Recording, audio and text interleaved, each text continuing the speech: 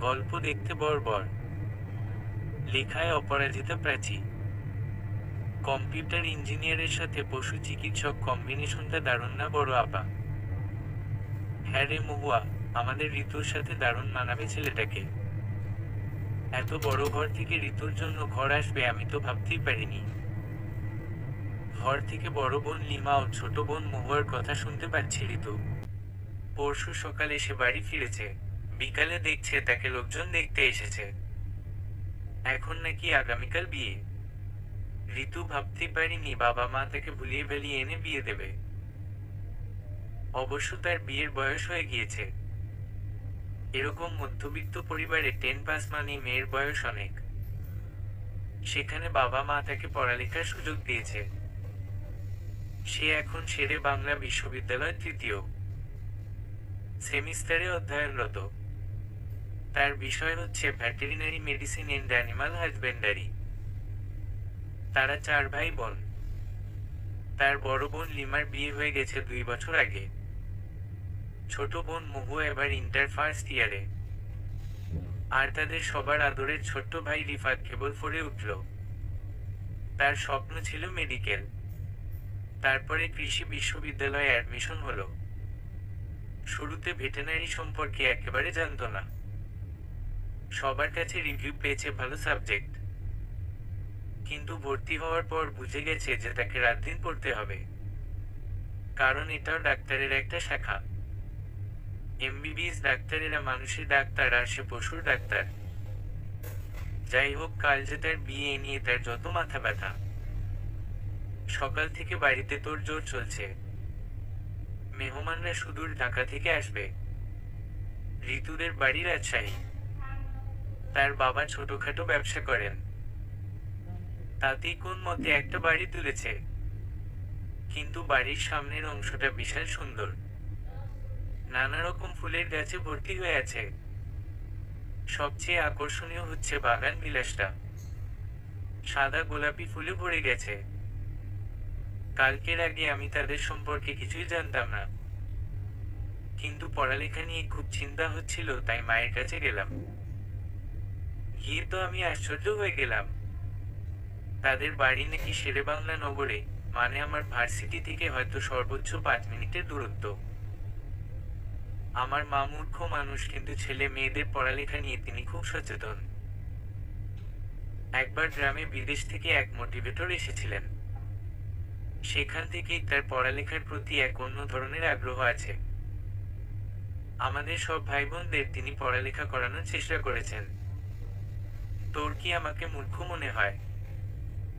আমি আগেই তোর পড়ালেখার ব্যাপারে তাদের বলেছি। তোকে পড়তে না দিলে আমিও হয়তো বিয়েতে মতো দিতাম না। আমাকে পড়ালেখা করতে দিবে কিনা এই কথা জিজ্ঞেস করতেই আমার মা উক্ত কথাটি বললেন। তারপর থেকে আমি চিন্তা মুক্ত। তাদের আসতে আসতে সন্ধ্যা হয়ে গেল। ঢাকা থেকে রাজশাহী আসতে নিম্নে 7 ঘন্টা লাগে। যদি প্রাইভেট কারে আসে তবে সময় কিছুটা বাঁচানো যায়। আমি তো সব সময় বনলতাতে আসা যাওয়া করি। ননস্টপ ট্রেনে এটা। দুপুরে উঠলে রাতের দিকে বাড়ি আসা যায়। পাত্র সম্পর্কে এখনো আমি কিছু জানি না। আমার আগ্রহ হয়নি। শুধু এটুকু জানতাম সে কম্পিউটার ইঞ্জিনিয়ার, বুয়েট থেকে পাশ করা। কাজী যখন বিয়ে পড়ানো শুরু করলো তখন তার নামটা জানতে পারলাম। তার নাম মেহতাব ধ্রুব। রাতে তাদের খাবার পরিবেশনের সময় একজন লোককে চেনা চেনা মনে হলো, কিন্তু চিনতে পারলাম না। মা বলল তিনি আমার শ্বশুরমশাই। তাদের বিশ্রাম নিতে ভেতরের ঘরগুলোতে পাঠানো হলো। আমার ছোট বোন এক ফাঁকে কানে কানে বলে গেল, মেজো আপা তোর বর্ধ নায়ক ফেল। শ্বশুরবাড়ির কারোর সাথে আমার এখনো ঠিকভাবে আলাপ হয়নি শাশুড়ি মা ছাড়া। তিনি তার সীতাহার আমার গলায় পরিয়ে দিয়ে গেলেন। এখন সবাই সবার ঘরে বিশ্রাম নিচ্ছে। ছোট ভাই রিফাত লোকটাকে আমার ঘরে রেখে গেল। লোকটার মুখটা দেখি তো আমি থমকে গেলাম। এত গম্ভীর মানুষ বোধ হয় আমার কলেজের প্রিন্সিপাল ছিল না। কি বলবো না বলবো ভেবে আমি হাত কাচরাতে শুরু করেছি। তবুও সৌজন্যতার খাতিরে লোকটাকে বসতে বললাম। এটাই আমাদের প্রথম কথা। তোমার নাম কি? গম্ভীর মানব জিজ্ঞাসা করল। আমিও মুখে মেকি হাসি ফুটিয়ে উত্তর দিলাম, সাদিয়া রহমান ঋতু। সে আর কিছু জিজ্ঞাসা করল না, চুপচাপ বসে রইল। কিছুক্ষণ পর আমি বললাম, অনেক ক্লান্ত হয়ে আছেন, ঘুমিয়ে পড়ুন। পাশাপাশি দুইজন ঘুমিয়ে আছি। লোকটার নিঃশ্বাসের শব্দও শোনা যায় না। মহুয়ার কথাটাই আসলেই সত্যি। নায়ক। কিন্তু কোন নায়ক? বাংলাদেশের কোন নায়ককে আমার পছন্দ না। তাদেরকে কার সাথে তুলনা করব? দেখতে বেশ লম্বা চওড়া, পেটানো শক্তিশালী শরীর, গায়ের রং তামাটে। আমার মনে হয় ছেলেদের জন্য এই রংটাই বেস্ট। হঠাৎ মনে পড়ল, কাল আমাকে এই ঘর বাড়ি ছেড়ে চলে যেতে হবে। অবশ্য অনেক আগেই আমি ঘর বাড়ি ছেড়েছি পড়ালেখার উদ্দেশ্যে। এখন স্থায়ীভাবে আমি এ বাড়ির অতিথি হয়ে গেলাম। এসব ভাবতে ভাবতে কখন যে ঘুমিয়ে পড়েছি নিজেই জানি না। গাড়িটা কেবল আগারগাঁওয়ে ঢুকলো। আমার মনে হয় এই এলাকার বাতাস ঢাকার মধ্যে সবচেয়ে বেশি বিশুদ্ধ। এলাকাটা অনেক পরিষ্কার পরিচ্ছন্ন। হয়তো বেশিরভাগ সরকারি অফিসগুলো এখানে অবস্থিত এজন্যই। আমার তো ভালোই লাগে। যখন প্রথমবার ঢাকায় এলাম তখন থেকেই চন্দ্রিমা উদ্যান আমার পছন্দের। সময় পেলেই বন্ধুদের সাথে এখানে ঘুরতে আসি। বাইরের তুলোর মতো মেঘ, স্বচ্ছ আকাশ, সারি সারি গাছপালা দেখতে দেখতে সকালের কথা মনে পড়ল। মায়ের হাত ডাকে ঘুম থেকে উঠেই ব্যাস ফিরলাম। দেখলাম বরমশাই রাতে যেভাবে শুয়েছিল এভাবেই শুয়ে আছি। এই লোক কি রোবট? জামা কাপড় ঠিক করে বাইরে বের হতেই মা বলল, দ্রুত চেঞ্জ করে নে, আর জামাইকে উঠা। খাবার খেয়েই তোদের বেরিয়ে পড়তে হবে। বের হওয়ার সময় মা অনেকক্ষণ কান্না করলো। বোনেরাও অনেক কাঁদছিল। আমি নিজেকে ধরে রাখতে পারিনি, কান্না করেছি অনেক। হঠাৎ দেখলাম গাড়িটা আমার চিরপরিচিত এক বাড়ির মধ্যে ঢুকলো। আমি তো আশ্চর্য হয়ে গেলাম। বাড়িটা দেখেই আমার চেনা পরিচিত লোকটার কথা মনে পড়ল, যিনি কিনা আমার শ্বশুর মশাই। এ বাড়ির সামনেই আমার সাথে তার একদিন পরিচয় হয়েছিল। এবার বাড়িটার কথাই আসি। আমি দুইটা টিউশনি করাই। একটা এই রাস্তা ধরেই যেতে হয়। প্রথমেই রাস্তাতে এসে এই বাড়িটার উপর আমার চোখ পড়েছিল। এত সুন্দর। বাড়ির নাম প্লেটটা আরো সুন্দর। বাড়ির নাম বৃষ্টি লেখা। ঢাকার বাড়িগুলো তো সাধারণত বিল্ডিং এর মতো হয়, সামনে কোন ফাঁকা অংশ থাকে না। কিন্তু এই বাড়িটা ব্যতিক্রম। প্রথমে বিশাল বড় একটা বাগান পড়ে, তারপর বাড়ির দরজা। বিকেলের সোনালি আলো যখন বাড়িটার উপর এসে পড়ে তখন আরো চমৎকার লাগে। দরজার সামনে আসতেই বরমশাই হনহন করে ভিতরে চলে গেল। শাশুড়ি মা আমার হাতটা ধরে বললেন, এসো মা, ভেতরে এসো। বাড়ির ভিতরে ঢুকে তো আমি অবাক। পুরো বাড়ি ঝকঝকে ঝকঝকে, আধুনিক সজ্জায় সজ্জিত। বাড়িটা 3 তলা। নিচতলা উপরতলা ভাড়া দেওয়া। মাঝের তলায় তারা থাকে। বাড়িটা বাইরে থেকে সাধারণ মনে হলেও ভেতরটা ডুপ্লেক্স। ঋতু, এসো তোমার আর ধ্রুব ঘরটা দেখিয়ে দিই। তাড়াতাড়ি গোসল সেরে দুপুরের খাবারটা খেয়ে নাও। এই বলে তড়িঘড়ি করে তিনি চলে গেলেন। দুপুরের খাবারটা সবার সাথে একসঙ্গে খেলাম। তখন প্রায় সকলের সাথে পরিচয় হলো। ছোটখাটো একটা পরিবার। শাশুড়ি মার কোন মেয়ে নেই। 3 ছেলে। বড় ছেলে মেহতাব ধ্রুব, আর ছোট দুইজন যমজ, তারা এবার 7-এ পড়ে। খাবার খেয়ে গোমরা মুখ ধ্রুব বেরিয়ে পড়েছে। এইটুকু সময় শাশুড়ি মাকে খুব ভালো মতো চিনে গেছি। কথা বলতে তিনি এক্সপার্ট। এটুকু সময়ে তিনি তার গোষ্ঠীর সমস্ত কাহিনী আমাকে শুনিয়ে দিলেন। কে কেমন তার কথাতে আমি ধারণা পেয়ে গেলাম। যেমন আমার শ্বশুর বাবা খাদ্যরসিক মানুষ, তার সাথে গাছপালা ভালোবাসে। তিনি পরিবার পরিকল্পনা মন্ত্রণালয়ের উচ্চপদস্থ কর্মকর্তা, কিন্তু চলন বলনে তার সঠাকবার বোঝা যায় না। আর আমাদের ধ্রুব সাহেব সে যেন অন্য গ্রহের মানুষ। মুখটাকে সবসময় বাংলার পাঁচের মতো করে রাখেন, যেন হাসতে জানে না, কথা বলে মেপে মেপে। তার নাকি আবার সূচি বায়ু রোগ আছে। শাশুড়ি মা বললেন, অপরিষ্কার অপরিচ্ছন্নতা তিনি দেখতে পারেন না। শাশুড়ি মা তো বলেই ফেললেন, জানলি তো, আমার মনে হয় এই ছেলে হাসপাতালে অদল বদল হয়ে গেছে। না হলে আমার আর তোমার বাবার মতো মানুষের ছেলে এমন কেন হবে বলতো? যেন তার মুখে জন্মের সময় মধু দেওয়া হয়নি। কিন্তু আমি তো 1 চামচ মধু দিয়েছিলাম। আর আমার যমজ দেবর নিরদার সরল। শয়তানের দাদা কাকে বলে মানুষ তাদের দেখলেই বুঝে যাবে। মাথায় সবসময় দুষ্টু বুদ্ধি কিরবির করে তাদের। আরে হ্যাঁ, একটা কথা তো বলতে ভুলে গেছি, এবারের নাম বৃষ্টি লেখা তা আমার শাশুড়ি নাম থেকেই করা হয়েছে। শ্বশুর বাবা আবার বউ ভক্ত। এই বিচিত্র মানুষের সাথে সংসার আমার কেমন হয় সেটাই দেখার বিষয়। রাত 8টার দিকে ধ্রুব বাড়িতে ফিরল। সিঁড়ি দিয়ে উঠতে উঠতে ভাবছে, বিয়ে তো করে নিলাম, এখন মানিয়ে নিতে পারলেই হয়। সে আবার কারো সাথে সহজে মানিয়ে পারে না। তার বন্ধু বান্ধব হাতে গোনা কয়েকটা। দরজার লক খুলতেই শুনতে পেল নীরদ স্বরের কণ্ঠ, সাদিয়া। চলে গেলে কেন পাদিয়া? বারবার একই কণ্ঠে দুই ভাই এটাই গিয়ে চলেছে। যখন আসল কাহিনী বুঝতে পারল, ধ্রুব দিল একজোড়ে ধমক। কোথাও হয়তো শুনেছেন ঋতুর আসল নাম সাদিয়া, তারপর থেকে তারা শুরু করেছে। ভাইকে তারা জমের মতো ভয় পায়, ভাইয়ের ধমক শুনে দিয়ে তারা দৌড়। ঋতু এতক্ষণে হাঁফ ছেড়ে বাঁচল।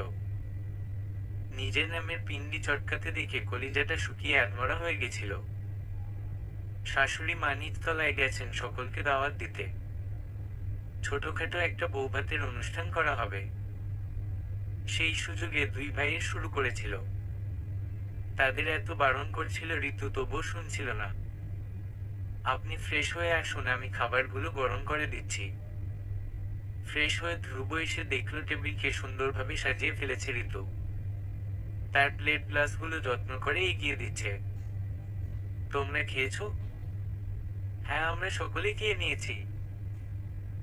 বাবা খাবার খেয়ে হাঁটতে বের হয়েছেন, আর মা একটু নিচে গেছে। রাতের বেলা বাবার সাথে যখন বসে চা খাচ্ছিলাম, তখন বিয়ের আসল কাহিনী জানলাম।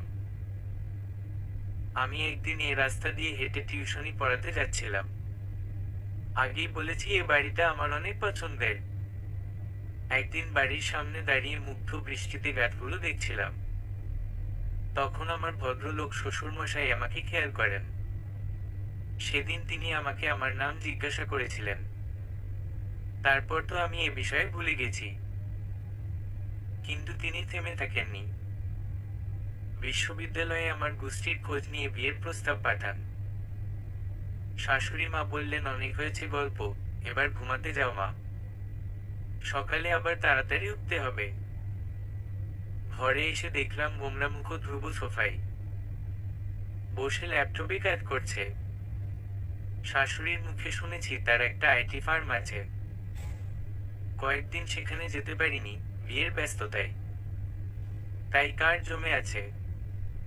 আমাকে দেখে বললেন, ঋতু তুমি ডান দিকে ঘুমিয়ে পড়ো, বাম দিক ছাড়া আমার ঘুম আসে না। শুয়ে শুয়ে ভাবছি, এ কেমন রসহীন বর পড়লো আমার কপালে। বিয়ের 2 দিন হতে চলল, এখন পর্যন্ত একটু মধুর সুরে কথা বলেনি। চুমু তো দূরের কথা, জীবনটাই বৃথা। কিন্তু ঋতু তো জানে না, ধ্রুব মহাশয় চোখ দিয়ে তাকে গিলে খাচ্ছে। ঋতুর পরনে আছে ক্রিম কালারের মতো একটা শাড়ি, যা তার শরীরের সাথে একেবারে ম্যাচ হয়ে গেছে। সে উল্টো দিকে ঘুরে শুয়ে আছে। শাড়ি পরার কারণে তার পেছনের দিকটা স্পষ্ট বোঝা যাচ্ছে। ধ্রুবর হাঁসফাঁস লাগছে। এমন সুন্দর বউ ঘরে রেখে কি নিজেকে সাধু সন্ন্যাসী করে রাখা যায়? বাইরে ঝড় বৃষ্টি শুরু হয়েছে, ঝমঝম বৃষ্টির আওয়াজ আসছে, জানালা দিয়ে হুড়হুড় করে বাতাস ঢুকছে। ল্যাপটপটা বন্ধ করে ধ্রুব উঠে দাঁড়ালো জানালা বন্ধ করার জন্য। বিছানার কাছে এসে তার চোখ কপালে উঠল। ঋতু পাশ ফিরে শুয়েছে, শাড়ি সরে তার ভরাট বুক, পেট দেখা যাচ্ছে। শাড়িটা হাঁটু অব্দি উঠে গেছে। ধ্রুবর শরীর ঝাঁকি দিয়ে উঠল। এত আস্ত এক আফিম না খেলে নেশা ধরে যাচ্ছে। ধ্রুব চট করে পায়ের কাছ থেকে কাঁথাটা নিয়ে ঋতুর শরীর ঢেকে দিয়ে হাফ ছেড়ে বাঁচল। লাইট অফ করে এপাশ ওপাশ করতেই শরীরে নরম কিছু স্পর্শ টের পেল সে। ঋতু একেবারে গা ঘেঁষে শুয়ে আছে। উষ্ণতার খোঁজে ধীরে ধীরে সে বুকের উপর উঠে গেছে। তার নিঃশ্বাসের শব্দ ধ্রুবর গলায় গিয়ে পড়ছে। একবার সরিয়ে দিল, কিন্তু ঋতু পরের বার তাকে আষ্টে পিছলে জড়িয়ে ধরেছে। ঋতুর স্পর্শ তার ভালো লাগছে, তাই সেও হালকা করে জড়িয়ে ধরে ঘুমিয়ে পড়ল। ঘুম ভেঙে ঋতুর চোখ ছানাবড়া।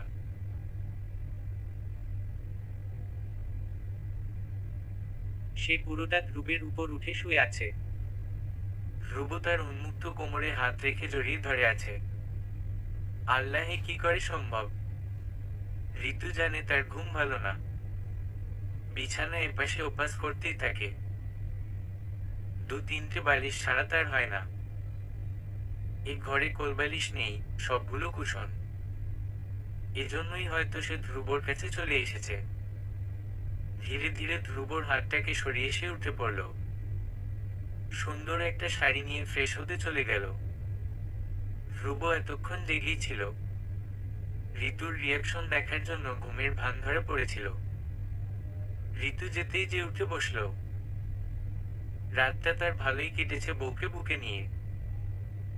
আজ তার আর কাজে যাওয়া হবে না। বাড়িতে ছোটখাটো বৌভাতের আয়োজন করা হয়েছে। আলমারি থেকে একটা টাওয়াল নিয়ে চলে গেল জিম ঘরে, মাকে এক কাপ কফি দেওয়ার কথা বলতে ভুলল না। সকাল 10টা বাজতেই বাড়িতে মেহমান ভর্তি হয়ে গেছে। ধ্রুবর খালা, মামা, চাচা, ফুপু সবাইকে ডাকা হয়েছে। মনে হচ্ছিল ছোটখাটো আয়োজন, কিন্তু না, এই তো বিশাল আয়োজন। অবশ্য রান্না বান্নার কোন ঝামেলা নেই, সব কাজ ক্যাটারিং ওয়ালারা করে দেবে। ধ্রুবর মেয়ে কাজিন গুলার সাথে ঋতু বসে আছে। তারা সবাই অনেক স্মার্ট আর অতি পাকনা না। ধ্রুবর খালাতো বোন রিসাকে ঋতুর অনেক পছন্দ হয়েছে। মেয়েটা তার থেকে 2 বছরের বড়। তার বিয়ে হয়ে গেছে। রিসা ঋতুর গাল দুটো আদর করার ভঙ্গিতে টিপে দিল, কিন্তু হাত সরিয়ে দেখলো গাল দুটো তসতসে লাল হয়ে গেছে। আল্লাহ, ঋতু তোমার ত্বক তো অনেক সেন্সিটিভ। ধ্রুবর একটা কামড়েই তোমার অবস্থা খারাপ হয়ে যাবে। তার কথা শুনে ধ্রুবর মামাতো বোন মিলি এমন ভাবে তাকালো যেন চোখ দিয়েই গোসল করে দেবে। তার এমন তাকানোর মানে ঋতু কিছু বুঝলো না। পরে রিসার কাছে জানতে পারলো মেয়েটা ধ্রুবকে পছন্দ করত। কিন্তু ধ্রুব তো ধ্রুবই উঠে গেলে নাকি ছাত করে উঠত। রাতে যে তাকে আছাড় মেরে ফেলেনি এই তার ভাগ্য, মনে মনে ভাবল ঋতু।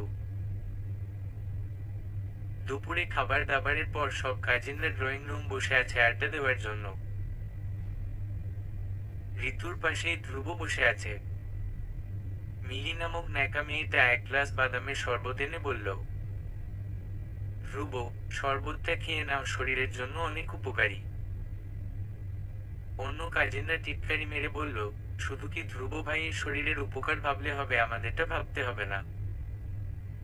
একজন শরবতের গ্লাসটা নিয়ে খেয়ে ফেলল। সবাই তো হেসে কুটি কুটি। ধ্রুবকে দেখলাম ঠোঁট টিপে হাসছে। আর ন্যাকা মিলি দৌড়ে চলে গেল নাকে কাঁদতে কাঁদতে। এত ঢং দেখলে তো আমার আবার গা পিত্তির জ্বলে। ন্যাকা মিলির মা এসে আমাকে শুনিয়ে গেল, মেয়ের তো রূপ মাশাল্লাহ, কাজ বাজ কি কিছু পারে নাকি মাকাল ফল। শাশুড়ি মা বললেন, কাজ বাজ কিছু না পারলেও সমস্যা নেই শার্লিন, আমি শিখিয়ে নেব যতদিন আছি। মা মেয়ে দুজনেই একই রকম। অহংকারে মাটিতে পা পড়ে নেয় এদের। ধ্রুবর বড় খালামণি বললেন, বাদ দে বড় আপা। এই রিসা, নিশা আজ আমার বৌমাকে লাল টুকটুক করে সাজাবি। আমি গয়নার গাটিগুলো বের করে দিচ্ছি, তোরা ওকে রেডি করে দে। বাবা, খালামণি দেখছি বৌমার ফুলসজ্জার জন্য খুবই উৎসুক। ঋতুর পরনে লাল টুকটুকে জামদানি শাড়ি। শাড়িটা বাঙালি স্টাইলে পরানো হয়েছে, কুচি না দিয়ে। ব্লাউজটা ভিনেক টাইপের, পিছন দিক সম্পূর্ণ ফাঁকা। গলায় রয়েছে ভারী গয়না, কোমরে বিছা। চুলগুলো ছেড়ে দেওয়া, তার সাথে টানা কানের, কপালে ছোট্ট লাল টিপ। ছোট্ট বুড়ি নিশা বলল, ভাবি তোমাকে পুরো পরি পরি লাগছে। এই নেশা যা মা আর খালামণিকে ডেকে আনো, দেখো তাদের বৌমাকে কেমন লাগছে। ঋতু, একটা সত্যি কথা বলি, ধ্রুব তোমাকে দেখে বেহুশ হয়ে যেতে পারে। তোমার রূপ যেন ঝরে ঝরে পড়ছে। যা কি সবচেয়ে বল। শাশুড়ি মা দেখে বললেন, মাশাআল্লাহ ঋতু, তোমাকে অনেক সুন্দর লাগছে। তোমার শ্বশুর বাবা এই প্রথম ভালো কিছু পছন্দ করেছে। রিসা, নিশা, যা ঘুমাতে যা তোরা, রাত অনেক হয়েছে। ধ্রুব হয়তো আর কিছুক্ষণের মধ্যে চলে আসবে। সবাই চলে যেতেই ঘরটা নিস্তব্ধ হয়ে গেল। কি করব বুঝতে না পেরে আমি পথের পাঁচালী বইটা হাতে নিলাম। সময় কাটানো যাক। কিছুক্ষণ পর দরজা খোলার শব্দ হলো। দেখলাম ধ্রুব এসেছে। আমাকে এরকম পোশাকে দেখে কোন রিঅ্যাকশন দিল না। রাতের পোশাক নিয়ে ফ্রেশ হতে চলে গেল। ফ্রেশ হয়ে এসে বিছানায় উঠে বসলো। আমি এক কোণে এখনো বইটা হাতে নিয়ে বসে আছি। চোখের পলকে ধ্রুব আমাকে কোলে নিয়ে এলো, পাথারি চুমু খেতে শুরু করলো। থামাথামির কোন নাম নেই। আমি নিজেও আবেশে চোখ বন্ধ করে নিয়েছি। ধ্রুবর চুল আমার হাতের মুঠোয় শক্ত করে ধরে রয়েছি। দা তার হাত আমার উন্মুক্ত কোমরে, পিঠে বিচরণ করছে। ঠোঁট ছেড়ে সে আমাকে বলল, এই শাড়ি সবকিছু কি আমার জন্য? মুখে কিছু বলতে পারলাম না, কিন্তু মাথা নাড়িয়ে হ্যাঁ বললাম। তাহলে খুলে ফেলি যখন এসব আমার জন্যই। আমি বোকার মতো আবার মাথা নাড়ালাম। এবার ধ্রুবকে পায় কে? এক টানে শাড়িটা খুলে ফেললো, গয়নাগুলো আস্তে আস্তে করে খুলে পাশে রাখলো। গলার ভাঁজে তার কামড় অনুভব করে আমি তাকে এটুকুই বলার সুযোগ পেয়েছি, যেন মুখে বাইট না দেই। কারণ আমার ত্বক খুবই সেনসিটিভ। না হলে সকালে সবার সামনে আমি মুখ দেখাতে পারবো না। বাইরে উথাল পাতাল বৃষ্টি, সেই সাথে বেড়ে চলেছে ধ্রুবর পাগলামি। সকালবেলা বাইরের তীব্র আলো চোখে পড়ার কারণে ঘুমটা ভেঙে গেল। গায়ের উপর মনে হচ্ছে 100 কেজি ওজনের জিনিস চাপানো আছে। নড়াচড়া করার সুযোগটাই পাচ্ছি না। সকালে ঘুম থেকে ওঠার পর আমি কিছুক্ষণ হ্যাং মেরে বসে থাকি। না হলে আমার ঘুমের রেস কাটে না। চোখটাকে ডলে ধ্রুবর ওপর খেয়াল হলো। শরীরের সম্পূর্ণ ভর আমার উপর দিয়ে শুয়ে আছে। বদলোক। ভেবেছিলাম মোমরা মুখো, সভ্য ছেলে, কিন্তু আমার ধারণাকে সম্পূর্ণ পাল্টে দিয়েছে এই বদলোক। ঘুমানোর আগে যখন আমি তাকে বললাম, আপনাকে আমি একজন সভ্য মানুষ ভেবেছিলাম, কিন্তু আপনি যে এত অসভ্য তা আমি ভাবতে পারিনি। পৃথিবীর সব পুরুষই বউয়ের কাছে অসভ্য। সভ্য হলে তো আর প্রজন্ম এগিয়ে যেত না। কথাগুলো মনে পড়ে ফিক করে হেসে দিলাম। ধ্রুবর হাতটা সরিয়ে আমি ওঠার চেষ্টা করলাম। নড়াচড়া করার কারণে ধ্রুবর ঘুম ভেঙে গেছে। ঋতু, এত নড়ছ কেন? একটু শান্তিতে ঘুমাতে দাও রে বাবা। আমাকে ছেড়ে আপনি শান্তিতে ঘুমান, উঠতে হবে আমাকে। বউয়ের এই নরম তুলতুলে শরীর জড়িয়ে ধরা ছাড়া আমার ঘুম আসবে না। চুপটি করে শুয়ে থাকো, বলেই আমাকে তার উপরে উঠিয়ে নিলেন। বিয়ের আগে যেভাবে ঘুমাতেন সেভাবে ঘুমান। ছাড়ুন আমাকে। ধাক্কা মেরে জামা কাপড় নিয়ে ফ্রেশ হতে চলে এলাম। ঠান্ডা পানি শরীরে পড়তে মুখ দিয়ে মৃদু চিৎকার বেরিয়ে এলো, পুরো শরীর জ্বলে যাচ্ছে, মুখটা বাদে সব জায়গাতে লাভ বাইটে ভরে আছে। দাঁতে দাঁত চিপে গোসল করে বাইরে এলাম। ধ্রুব মহাশয় উপর হয়ে বিছানায় গড়াগড়ি খাচ্ছে। আয়নার সামনে দাঁড়িয়ে আছি, অসভ্যতা উঠে এলো। ঋতু, তোমার গলায় এসব কিসের দাগ গো? আপনি জানেন না? আমি কিভাবে জানবো? ও, আমি তো ভুলেই গিয়েছিলাম আপনি কচি খোকা। এখনো ফিরার খান? শাশুড়ি মায়ের সাথে হাতে হাতে সকালের খাবারগুলো টেবিলে গুছিয়ে রাখছি। আজ সব মেহমানরা ফিরে যাবে। রিসা আপু আমাকে দেখছে আর মিটিমিটি হাসছে। ন্যাকা মিলিটা কেমন চোখ করে আমার দিকে তাকাচ্ছে, যেন আমি মহাভারত অশুদ্ধ মাফ করে দিয়েছি। রিসাপুর পাশে বসে আছি। ধ্রুব বসেছে দুই বিচ্ছুর মধ্যে। খাবার সময়ও এ দুটোর ঝামেলা শেষ হয় না। এখন ধ্রুবকে দেখে মনে হচ্ছে ভাজা মাছটা যেন উল্টে খেতে জানে না। শ্বশুর বাবা বললেন, ধ্রুব কাল সকালে ঋতুর সাথে তার ভার্সিটি গিয়ে বইপত্র নিয়ে চলে আসবি। হলে থাকতে আর হবে না। 5 মিনিটের রাস্তা, যাওয়া আসার কোন ব্যাপারই না। নিজের ঘরে বসে আছি। ব্রেকফাস্টের পর যে যার কাজে বেরিয়ে পড়েছে। রিসা আপু ভূতের মতো এসে আমার পাশে বসেছে। লা লা লা লা লা। তোমাকে কি ভূতে ধরেছে আপু? আমাকে ভূতে ধরেনি, কিন্তু কাল রাতে তোমাকে তোমার বরে ধরেছিল, তাই না? বাজে কথা বলো না তো। ঋতু রানী, তোমার চেহারার গ্লো দেখে সবাই বুঝে গেছে রাতে তোমার বর আদর করেছে। ছি আপু, ছি ছি করলে হবে? দুজনেই কাজ তো করে দিয়েছে। বিকেলের দিকে সবাই চলে গেছে। বাড়িটা এখন সম্পূর্ণ ফাঁকা হয়ে গেছে। পড়ালেখা শুরু করতে হবে আমাকে, কারণ পড়ালেখা ছাড়া ভালো সিজিপি তোলা অসম্ভব।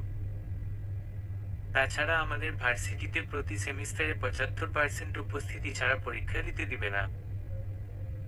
আজকে আমার শেষ ছুটি, তারপর শুরু হয়ে যাবে আবার সেই ব্যস্ত শিডিউল। আর ভালো লাগে না এ প্যারা। সবাই চলে যাওয়ার পর শরৎ নীরদের সাথে বাগানে এসেছি। এ বাড়ির সবচেয়ে সুন্দর জায়গা এটা। চারিদিকে ফুলের বাগান। লাল নীল অপরাজিতাটা দেখতেই মনটা ভালো হয়ে গেল। দোলনায় বসে দোল খাচ্ছি। বিচ্ছু দুটো আমার পিছনে সাইকেল চালাচ্ছে। দেখলাম ভাড়াটে বাড়ির কয়েকটা মেয়ে এদিকেই আসছে। শরৎ, নীরদ কানে কানে বলল, ভাবি ওই যে চুল কালার করা মেয়েটা আসছে না, সে ভাইয়ের সাথে টামকি মারার চেষ্টা করছিল। আমাদের দুইজনকে চকলেট দিয়ে ভাইয়ের কথা জিজ্ঞাসা করত। আমরা চকলেটের লোভে সুর সুর করে ভাইয়ার সব কথা বলে দিতাম। একদিন তো ভাইয়ার ঘর পর্যন্ত চলে গেছিল। ভাইয়া যে কি বলেছিল, কাঁদতে কাঁদতে চলে এসেছিল, তারপর থেকে আর ভাইয়ার সামনে যায় না। মনে মনে বললাম, কত যায় ন্যাকা ষষ্ঠীর দেখা মিলবে লোকটার জন্য আল্লাহই জানে। মেয়েগুলো আমার কাছে এসে দাঁড়িয়েছে। একটা মেয়ে সালাম দিয়ে আমাকে বলল, মাশাআল্লাহ ভাবি, আপনি তো পরীর মতো দেখতে। আমিও সেজন্য তার খাতিরে একটু হাসলাম। মেয়েটা বলল, আচ্ছা ভাবি, আমরা একটু বাইরে যাচ্ছি, পরে কথা হবে। পরে এসো আবার আমাদের বাড়িতে। যথারীতি 8টার সময় ধ্রুব বাসায় ফিরল। এ বাড়িতে সবাই রাতের খাবারটা তাড়াতাড়ি খায়। ডিনার করে ধ্রুব বিচ্ছু দুটোর ঘরে গেছে। মারপিট করে শরৎ নীরদের চোখ ফুলিয়ে দিয়েছে। বাইরে থেকে শাশুড়ি মার আওয়াজ আসছে। ধ্রুব, আমি শেষবার বলছি, এই বেয়াদব দুটোকে আমি যদি বনবাসে পাঠাতে না পারি, তবে আমার নাম বৃষ্টি লেখা না। আহা বৃষ্টি, কি বলছো এসব? আগে তো ছেলেটার চোখটা দেখো, বেশি আঘাত লেগেছে কিনা। এই আপনার লাইফে তো ছেলে দুটো দিব না এমন বেয়াদব হয়েছে। হ্যাঁ, এখন তো সব দোষ আমার হয়ে গেল। তোমরা কি একটু চুপ করবে? নিজেরাই তো এখনো ছোট বাচ্চা হয়ে আছো মনে হচ্ছে। আমার পেট থেকে হয়ে এখন আমাকেই ছোট বলছে। কি আর দেখতে হবে আমাকে এই বাড়িতে? থাকো তোমরা তোমাদের মতো, আমি ঘরে গেলাম। তোমার সাথে আমিও যাব বৃষ্টি। নেমুক আরামের দলেরা থাকুক। ধ্রুব আবার তাদের বকার জন্য প্রস্তুতি নিচ্ছে। তাকে টেনে ঘরে নিয়ে এলাম আর বিচ্ছু দুটোকে ভালোভাবে বুঝিয়ে এলাম। ঋতু পাখি, মুখটা এরকম করে রয়েছে কেন? কথা বল। আমার উপর কি রাগ করে আছো? এই ঋতু। এবার তার গলা শুনে মনে হলো রেগে যাচ্ছে। রাগী মানুষদের এই এক দোষ। ধরুন অন্য কেউ রাগ করলো, কিন্তু সে রাগকে পাত্তা না দিয়ে নিজে রাগ করে বসে থাকে। আমি রাগ করার কে বলুন তো? আপনার তো আছে মিলিমিলি চিলি, আর কাউকে কি আর দরকার আছে? ছি, কি বল এসব? মিলিটাকে চিনলাম, কিন্তু এই নীলি চিলি এটা আবার কে? নিচের তলার ভাড়াটিয়া যে আপনাকে লাইন মারতো। ও গড, এদের কথা তোমাকে কোন পাগলে বলল? আগে বলুন, মেয়েটাকে আপনি কি বলেছিলেন যে কাঁদতে কাঁদতে বের হয়ে গেছিল? সবে গোসল করে বের হয়েছি। জুলিকে দেখছি আমার গিটারটা নিয়ে নড়াচড়া করছে। এমনিতেই পারমিশন ছাড়া ঘরে ঢুকেছে, তার ওপর পার্সোনাল জিনিসেও হাত দিয়েছে। আমি বেশি কিছু বলিনি, শুধু বলেছি এরপর যদি আমাকে আর ডিস্টার্ব করতে আসো তবে তোমার বয়ফ্রেন্ডের সাথে থাকা ছবিগুলো আমি ভাইরাল করে দেব। বাপরে, আপনি তো কঠিন জিনিস। কথাটা শেষ হয়েছে কিনা বদমাইশ ধ্রুব আমার উপর চড়াও হয়েছে। নিজের সমস্ত ঘর আমার উপর ছেড়ে দিয়ে গলায় চুমু খাচ্ছে। আমি নিজেও কথা বলার ভাষা হারিয়ে ফেলেছি। ধ্রুবর পাগল করা স্পর্শ আমি বারবার কেঁপে উঠছি। জামাটাকে খোলার সময় বেয়াদবটা ছিঁড়েই ফেললো। এটা কি করলেন আপনি? আমার সবচেয়ে প্রিয় জামা ছিল এটা। আরো কিনে দেব। এরপর থেকে শাড়ি পরবা।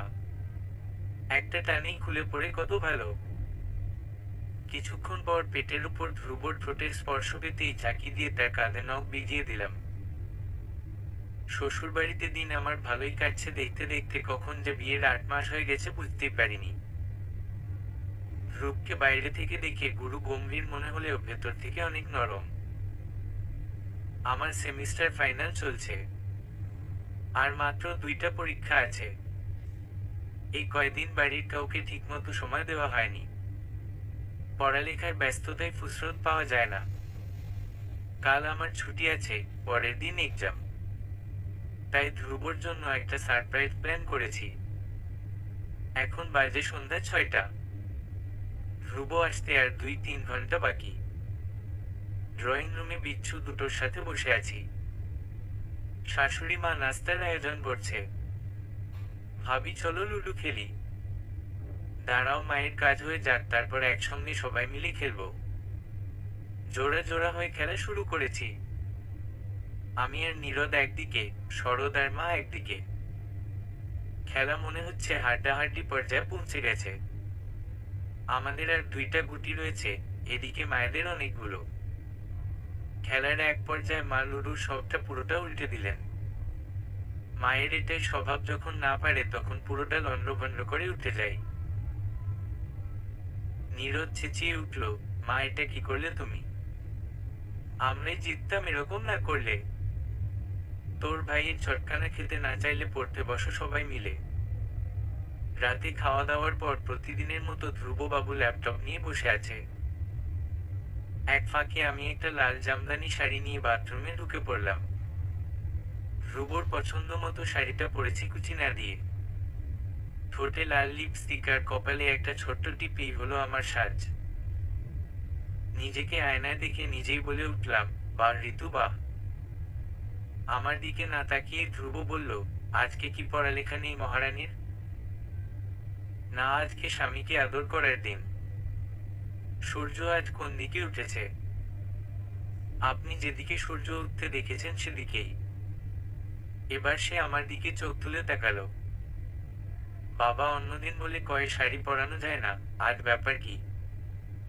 ধ্রুবর গলা জড়িয়ে ধরে বললাম, কোন ব্যাপার না, এমনি। এক হাতে আমার কোমর জড়িয়ে আর এক হাতে ল্যাপটপটা বন্ধ করে উঠে দাঁড়ালো। বিছানায় বসিয়ে প্রথমে আমার কপালে একটা চুমু দিল, তারপর ঠোঁটে গভীরভাবে কিস করে লাইট অফ করে দিল। আমি ভাবলাম আদর করবে।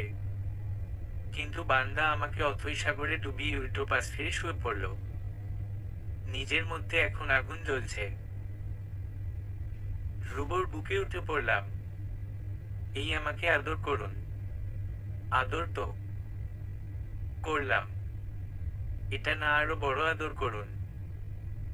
কিভাবে বড় আদর করে আমি জানি না। জানেন না আপনি বলেই আমি তার ঠোঁটে কিস করতে লাগলেন। এরপর আর কিছু বলার অপেক্ষা রাখে না, ধ্রুব তার আসল রূপে ফিরে গেল। আজ আমার লাস্ট পরীক্ষা ছিল। পরীক্ষা দিয়ে বাড়িতে যাওয়ার পথে দেখলাম রাস্তার মাঝখানে একজন পথশিশু দাঁড়িয়ে আছে, আর একটা প্রাইভেট কার তার দিকে এগিয়ে আসছে। কোন কিছু ভাবার সময় পেলাম না, দৌড়ে বাচ্চাটাকে ধাক্কা দিয়ে সাইড করে দিয়েছি, কিন্তু নিজে পার হতে পারিনি।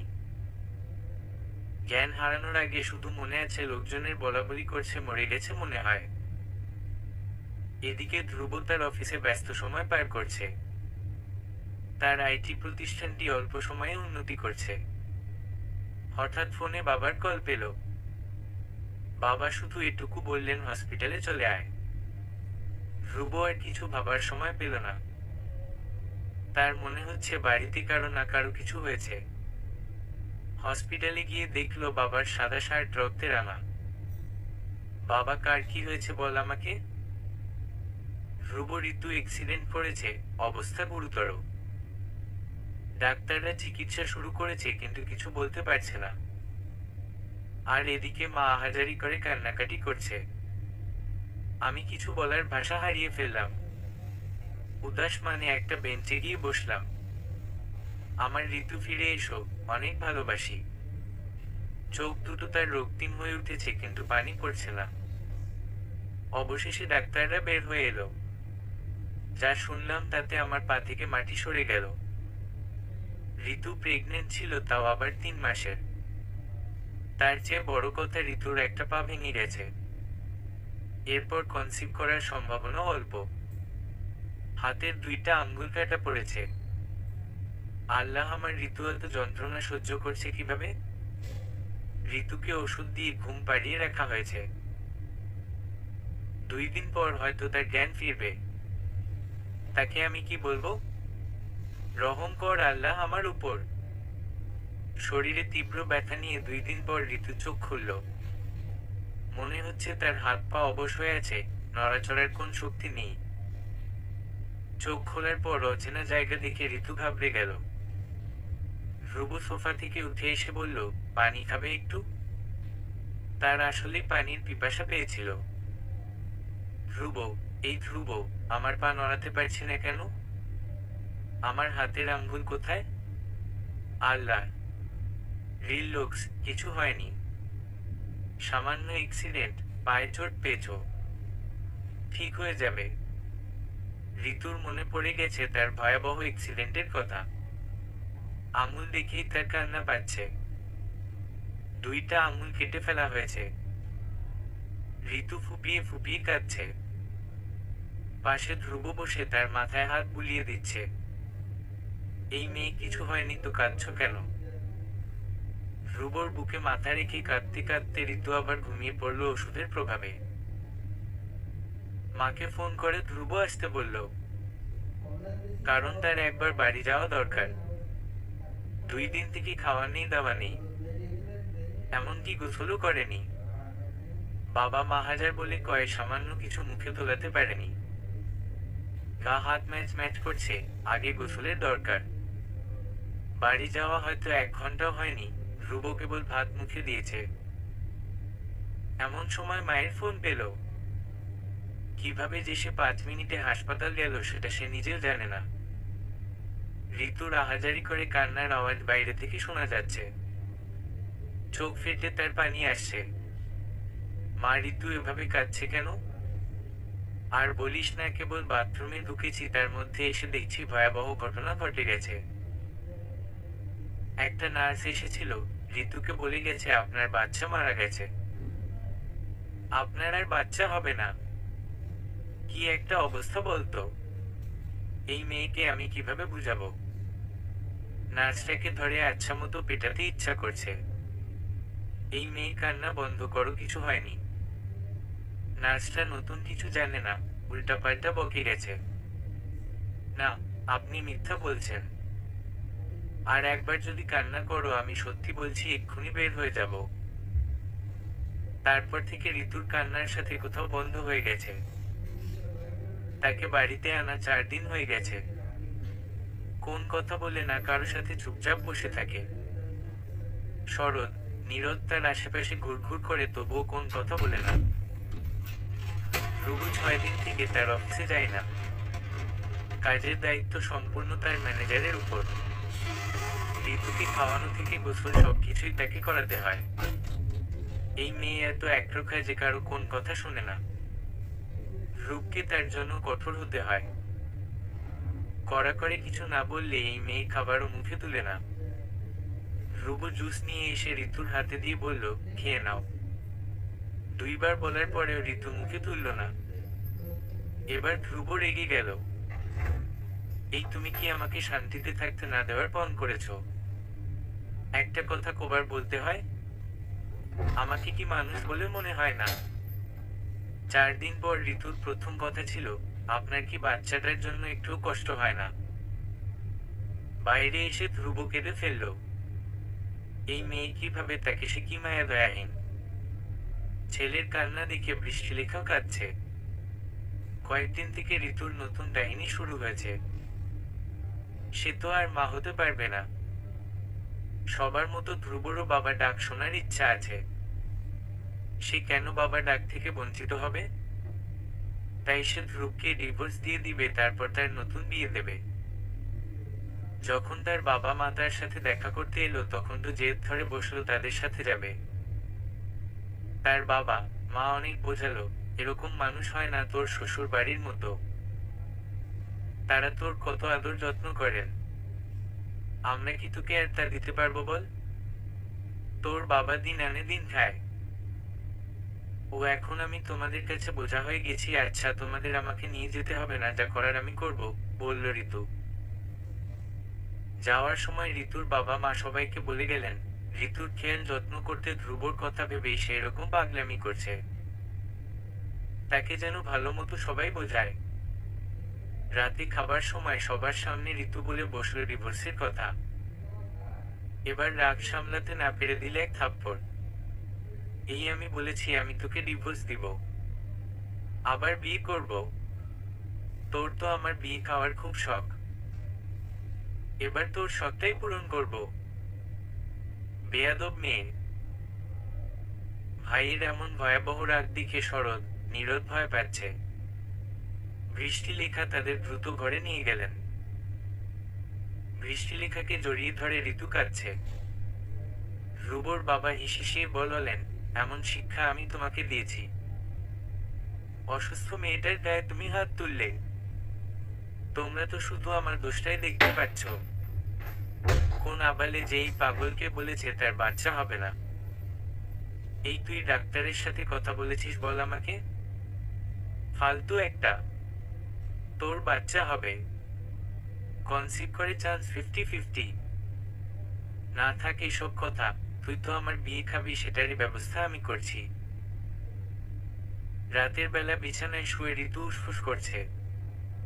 ধ্রুব আজ তাকে বুকে টানেননি, এজন্য তার ঘুম আসছে না।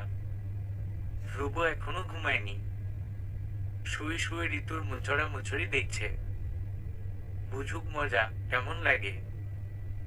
তাকে ছেড়ে চলে যাবে, কত বড় সাহস। কিছুক্ষণ পর ঋতু চুপি চুপি তার হাত সরিয়ে বুকের মধ্যে ঢুকে পড়ল। ধ্রুব ঘুমের ভান করে তাকে শক্ত করে জড়িয়ে ধরল। সকালবেলা ধ্রুব অফিসে চলে যাওয়ার পর ঋতু তার শাশুড়ি মার সাথে বসে আছে। তিনি তাকে অনেক কিছু বোঝালেন। সবকিছু শুনে ঋতুর ভুল ধারণা ভাঙল। তার বাচ্চা হবে, তার বাচ্চা হওয়ার চান্স এখনো আছে। ধ্রুব রাতে তো বলেছিল এ কথা, কিন্তু সে ভেবেছে সান্ত্বনা বাণী। কি যে খুশি লাগছে।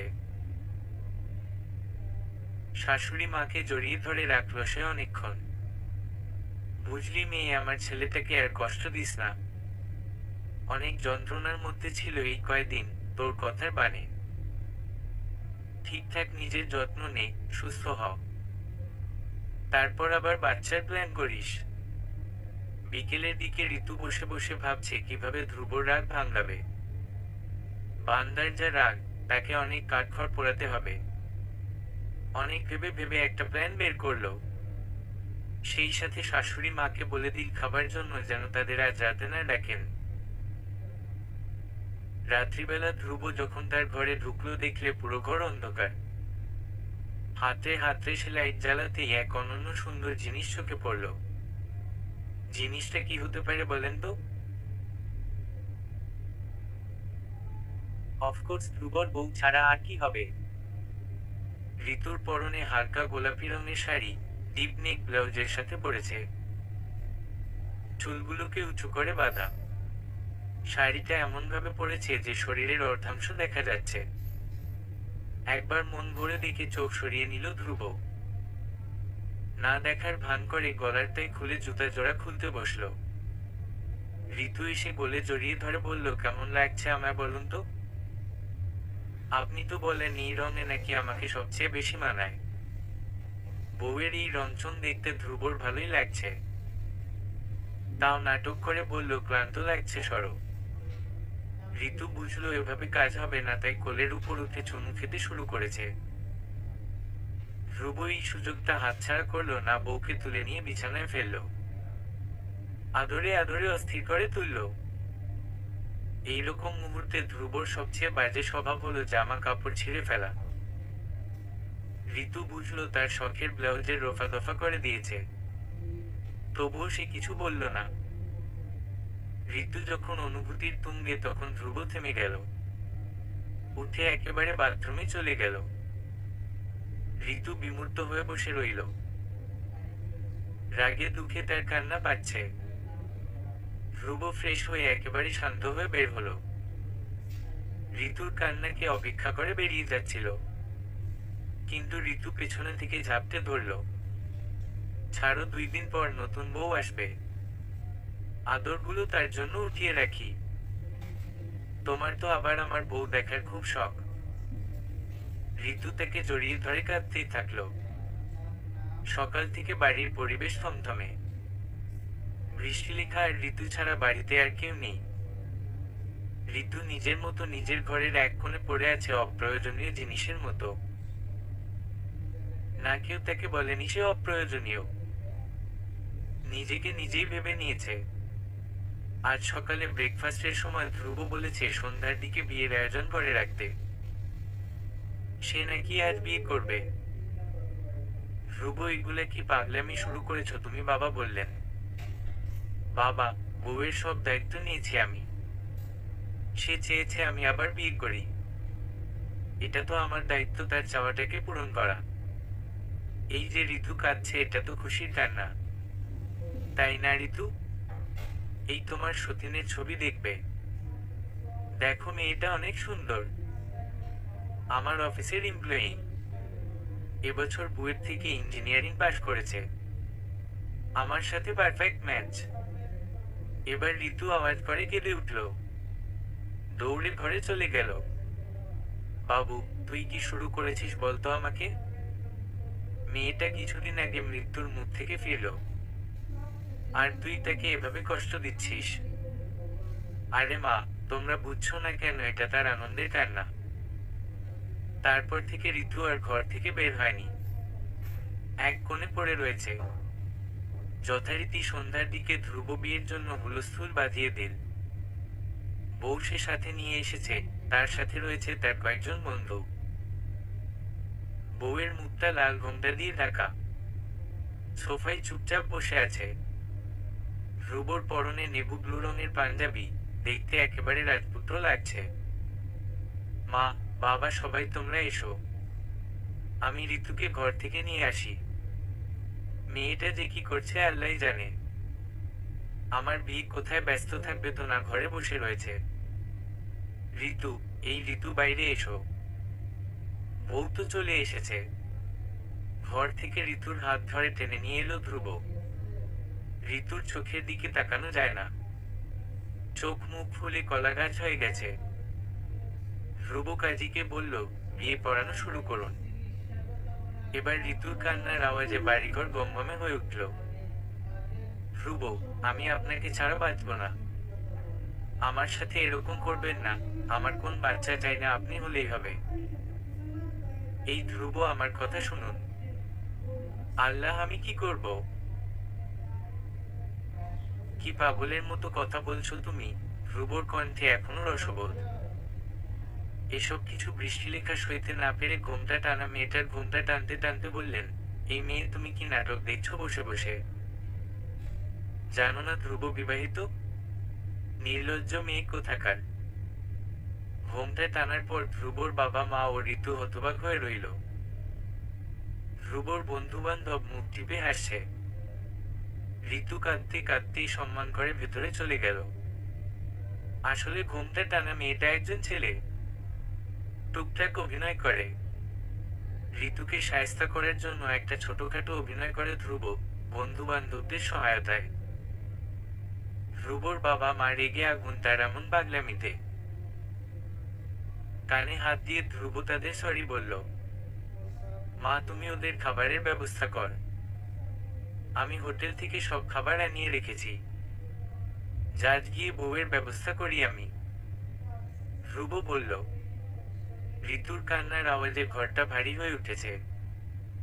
হাতে হাতে বউয়ের কাছে গিয়ে পৌঁছালো ধ্রুব। ঝাপটে ধরে চোখের জলটুকু শুষে নিল ঠোঁট দিয়ে। ঋতু ধ্রুবর থেকে নিজেকে সরানোর চেষ্টা করছে, কিন্তু তার শক্তির সাথে পেরে উঠছে না। বাধ্য হয়ে ওভাবেই পড়ে রইল। কিছুক্ষণ পর তার কান্নার আওয়াজ থেমে এলো। এখন শুধু নাক টানার শব্দ আসছে।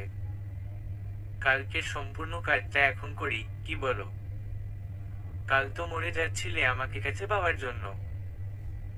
ধ্রুবর এমন অসভ্য কথাবার্তা ঋতুর সহ্য হলো না, কামড়ে ধরল ধ্রুবর বুক। এই মেয়ে রাক্ষস কোথাকার! ছাড়ো আমাকে! মেরে ফেললো একেবারে। দাগ বসে গেছে। আমিও দিয়ে একটা এরকম কামড় একই জায়গায়, তখন বুঝবে মজা। এরকম জঘন্য মজা আমার সাথে না করলেও পারতেন। আমি হয়তো আর একটু হলে মরেই যেতাম, গম্ভীর স্বরে ঋতু বলল।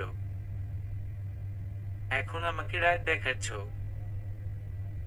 কিছুদিন আগে যে পাগলামিটা তুমি করলে, আমার কি অবস্থা হয়েছিল একটু কি ভেবে দেখেছিলে? ধ্রুব হাঁটু গেড়ে বসে ঋতুর পেটে মুখ ডুবিয়ে দিল। এখানেই আমাদের সোনা বাচ্চাটা ছিল, তাই না? ঋতু এখন আবার কান্না করবে বুঝতে পেরে ধ্রুব ঝটপট তাকে কোলে তুলে নিল। বিছানাতে নিয়ে গিয়ে তার উপর সম্পূর্ণ ভর ছেড়ে দিল। অনেক ক্লান্ত লাগছে। আমাকেও একটু শান্তি দাও আর নিজের শান্তিতে থাকো। আর যদি কোন জামা ছিঁড়ে, আমি আপনাকে জেলের ভাত খাওয়াবো বলে দিলাম। কিন্তু অধৈর্য ধ্রুব ততক্ষণে জামা ছিঁড়ে ফেলেছে খুলতে যাওয়ার সময়। নাভিতে ঠোঁটের ঠান্ডা স্পর্শ পেতেই ঋতু চুপ মেরে গেল। নিজে তো অধৈর্য, সাথে ঋতুকেও অধৈর্য করে ছাড়বে পাগল ধ্রুব। কথায় আছে, সময় ও স্রোত কারো জন্য অপেক্ষা করে না। পৃথিবীর চিরন্তর সত্যগুলোর মধ্যে এটা একটা। দেখতে দেখতে ধ্রুব ও ঋতুর বিয়ের 1 বছর হতে চলেছে। ঋতুর মনে হয় এই তো বিয়ে করলো, এত তাড়াতাড়ি কিভাবে 1 বছর হয়ে গেল। তার আর একটা সেমিস্টার বাকি আছে। তার ইচ্ছা আছে একটা পেট চেম্বার খুলবে। এসবিএম নিয়ে পড়ার আগে তার পশু পাখি খুব একটা পছন্দ ছিল না, কিন্তু প্রতিনিয়ত পশু পাখি নিয়ে পড়ার কারণে তার একটা ভালো লাগার তৈরি হয়েছে। বিশেষ করে বিড়াল তার সবচেয়ে বেশি পছন্দের। তার 24-এর জন্মদিনে ধ্রুব তাকে একটা পার্সিয়ান বিড়াল গিফট করেছে। বিড়ালটা দেখলেই যে কেউ তাকিয়ে থাকবে। গায়ের রং ধবধবে সাদা আর চোখ দুটো গাঢ় নীল। ঋতু বিড়ালটার নাম রেখেছে পিউ। পিউকে কোলে নিয়ে ঋতু বাগানের দোলনাটায় বসে আছে। আর বিচ্ছু দুটো সাইকেল চালাচ্ছে। হাতের দিকে তাকিয়ে ঋতুর মনটা খারাপ হয়ে গেল। অ্যাক্সিডেন্টের সময় 2টা আঙ্গুল কেটে গেছে। নীরদ দূর থেকে দেখলো ভাবির মন খারাপ হয়ে আছে। চোখের ইশারায় শরৎকে দেখালো। ভাবির মন ঠিক করার জন্য দুজনেই এগিয়ে গেল। তারপর শুরু করে দিয়ে তাদের বিখ্যাত গান সাদিয়া ও সাদিয়া। চলে গেলি কেন পাদিয়া, বলো না চলে গেলি কেন পাদিয়া ও সাদিয়া। ছি তোরা দুইটা এক নম্বরের অসভ্য। তোদের ভাইয়ের সেদিনের চটকানা ভুলে গেছিস নাকি? এই পিউটা বেয়াদব দুটোকে খামচি দিয়ে আয়। কত বড় সাহস, আমার নাম নিয়ে ব্যঙ্গ করে। বিচ্ছু দুটো বুঝতে পারলো ভাবি তার নিজের ফিরে গেছে, তাই দুজনেই দৌড় মারল। রাতের বেলা দুজনেই ল্যাপটপ নিয়ে বসে আছে। ঋতু তার অ্যাসাইনমেন্টের কাজ করছে। ঋতু ভেবেছিলাম ভার্সিটি লাইফে অন্তত একটু চিল করার সুযোগ পাবে, কিন্তু তার ভাবনায় এক বালতি পানি ঢেলে দিয়েছে। সারাদিন ক্লাস, ল্যাব, অ্যাসাইনমেন্টের জ্বালায় জীবনটাই প্যারাদায়ক হয়ে উঠেছে। এদিকে ধ্রুববাবুকে দেখো এক মনে কাজ করেই চলেছে। ল্যাপটপের শাটার অফ করে ঋতু উঠে দাঁড়ালো। বিছানায় চলুন, আমার ঘুম আসছে। কাজটুকু সেরে নি, তারপর আসছি। ঋতু ও নাছোড়বান্দা সোফায় বসে দুই পা দিয়ে ধ্রুবর কোমর জড়িয়ে ধরল, বুকে মাথা রেখে বলল, এভাবেই কাজ করুন। ধ্রুব ঋতুকে কোলে নিয়ে সেভাবেই কাজ করছিল, কিন্তু ঋতুর জ্বালাই অতিষ্ঠ হয়ে কাজ বন্ধ করতে হলো। কিছুক্ষণ পর পর ঋতু গেঞ্জি ধরে টানছে, গলায় চুমু খাচ্ছে, ঠোঁটে ঠোঁট বসাচ্ছে। এভাবে কি আর কাজ করা যায়? ঋতুকে পাজাকোলা করে তুলে ধ্রুব উঠে দাঁড়ালো, নিজের উপর উঠিয়ে জড়িয়ে ধরে বলল, ঘুমাও। আপনি গেঞ্জিটা খুলুন না। কেন? আমার গরম লাগছে।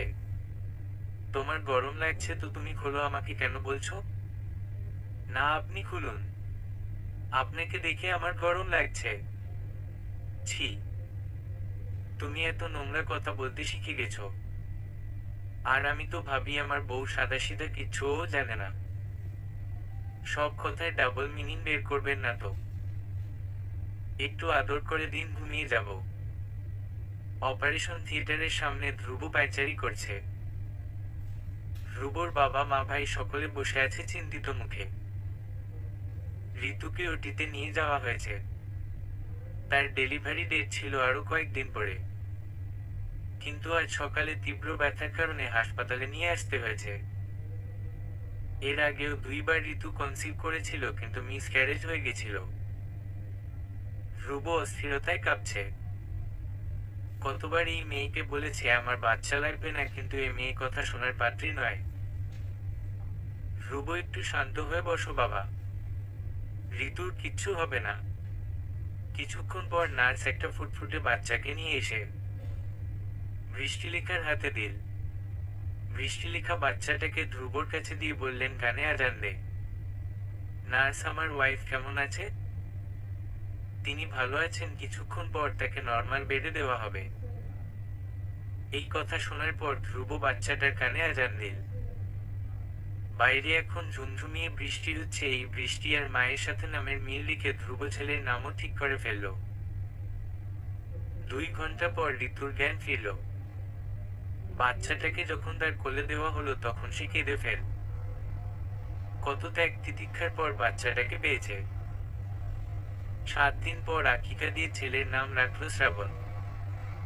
নামটা সবার পছন্দ হয়েছে। ঋতুর বাড়ি থেকে সবাই এসেছে। তার বাবা মা, বড় বোন, ছোট ভাই বোন সবাই। শ্রাবণ বাড়ির সবার চোখের মণি। বিচ্ছু দুটো তো সারাক্ষণ তাকে নিয়ে পড়ে থাকে। হাত খরচের টাকা জমিয়ে তার জন্য গাড়ি কিনে আনে। শ্রাবণও হয়েছে চাচাদের নেওয়াটা। ওদের দেখলেই মারি বের করে হাসি দেই। শ্রাবণের বয়স এখন 2 বছর। বাড়িটাকে সারাক্ষণ মাতিয়ে রাখে। চাচাদের বিচ্ছুপনায় ফেল মারবে এই ছেলে। ঋতু ইন্টার্নশিপ শেষে একটা পেট চেম্বার খুলেছে। বাড়ি থেকে 2 মিনিটের রাস্তা। চেম্বার ফাঁকা হলেই মাঝে মধ্যে বাড়িতে ধু মেরে যায়। ঋতুর শাশুড়িও মাঝে মাঝে শ্রাবণকে তার কাছে নিয়ে যায়। আজ ঋতু তাড়াতাড়ি বাড়ি ফিরেছে। ঘরে ঢুকতেই দেখলো শ্রাবণ তার দাদির সাথে ঝগড়া করছে। এই ছেলে এত পাকা, দুনিয়ার কথা তার মুখে। ঋতুকে দেখতেই বলে উঠল, মাম্মা মাম্মা আমার বউ তাই। তাবন বিয়ে করবে। শোনো তোমার ছেলের কথা, বলেছি দুষ্টুমি করলে তোর বিয়ে দিয়ে দেব।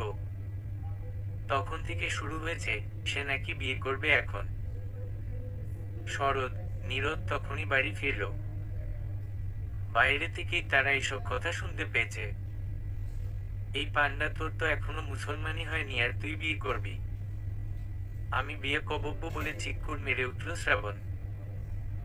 এমন ভাবে চিকুর মারলো যে সে তার প্যান্ট খারাপ করে দিয়েছে। এই পান্ডা তোর হাগা লেগেছে বলবি না তুই? তুই তো আমাদের ভাইস্তা নামের কলঙ্ক। এবার বৃষ্টি লেখা আর থামতে পারলেন না। বিচ্ছ দুটোর উপর চিল্লাতে শুরু করলেন, তোদের দুটোর জন্য ছোটটা এমন হয়েছে। শয়তানের দাদা বানিয়ে দিয়েছিস তোরা ওকে। ওর সাথে ভদ্রভাবে কথা বলবি তোরা, না হলে চাপকে তোদের গাল লাল করে দেব। রাতের বেলা এসব কথা ধ্রুবকে বলতে বলতে ঋতু হেসে গড়াগড়ি খাচ্ছে। এই ছেলে কার জিন পেয়েছে বলুন তো? আপনার পূর্বপুরুষেরা হয়তো এমন বাজি ছিল। রাত 11টা বাজে এখনো তার ঘরে ঢোকার নাম কথা নেই। যান ছেলেকে গিয়ে নিয়ে আসুন। শরৎ, নীরদের ঘরে ঢুকে ধ্রুব অবাক হয়ে দাঁড়িয়ে রইল। শ্রাবণ তাদের সাথে কুস্তি খেলছে। ঘরের অবস্থা দেখে সকালে মা এদের পিঠের ছাল তুলবে নিশ্চিত। দেখে মনে হচ্ছে ঘরটাতে গরু ছাগল বাস করে। বাবাকে দেখে শ্রাবণ দৌড়ে গিয়ে গলা জড়িয়ে ধরল। পাপা দেখো আমি কুস্তি খেলছি। আর এদিকে বিচ্ছু দুটো এমন ভাবে চুপ মারলো যেন তাদের মতো লক্ষ্মী ছেলে আর দুটি নেই। ধ্রুব তাদের এমন ভান দেখে বলল, হয়েছে আর নাটক করতে হবে না, ঘুমিয়ে পড়। পাপা, আমি যাবো না। কুস্তি খেলবো না পাপা, এখন তো ঘুমাতে হবে, চলো সকালে খেলবে। না আমি যাব না বলে কান্না জুড়ে দিল।